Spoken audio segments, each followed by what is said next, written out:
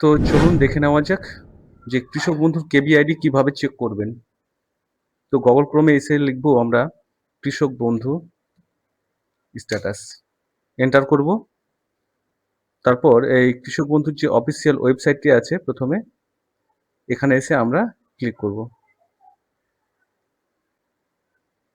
তাহলে আমাদেরকে ওয়েবসাইটের মূল পেজে নিয়ে চলে যাবে। সেখানে গিয়ে আমরা এই যে নথিভুক্ত কৃষকের তথ্য এই অংশটি আছে এখানে এসে আমরা ক্লিক করব। তাহলে আমাদেরকে পরবর্তী পেজে নিয়ে চলে যাবে।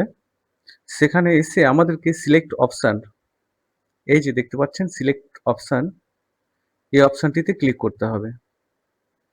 তো চলুন, এখানে এসে আমাদেরকে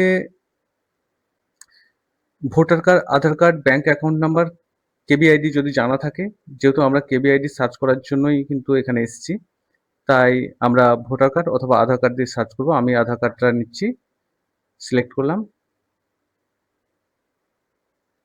তারপর আধার কার্ডের নাম্বারটা আমাদেরকে ইনপুট করতে হবে এখানে, সেটাও ইনপুট করলাম।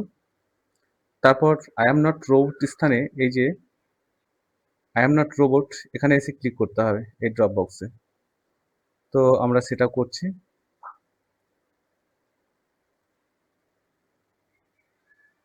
এখানে বলতে চাইছি যে এ ফায়ার হাইড্র্যান্ট, এই যে ছবিগুলো আছে এই ছবিগুলোর মধ্যে কোথায় ফায়ার হাইড্র্যান্ট আছে সেগুলো আমাদেরকে খুঁজে বের করতে হবে। মানে অ্যাকচুয়ালি কি এই যে পাজলটা আছে আমাদেরকে সলভ করতে হবে। তো চলুন করা যাক।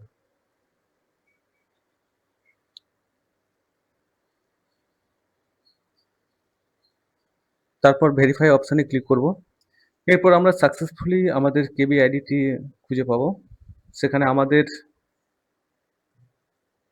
কেবি আইডি, আধার নাম্বার, ফার্মার নেম, তারপর ডিস্ট্রিক্ট, ব্লক এবং গ্রাম পঞ্চায়েত এগুলি লেখা থাকবে।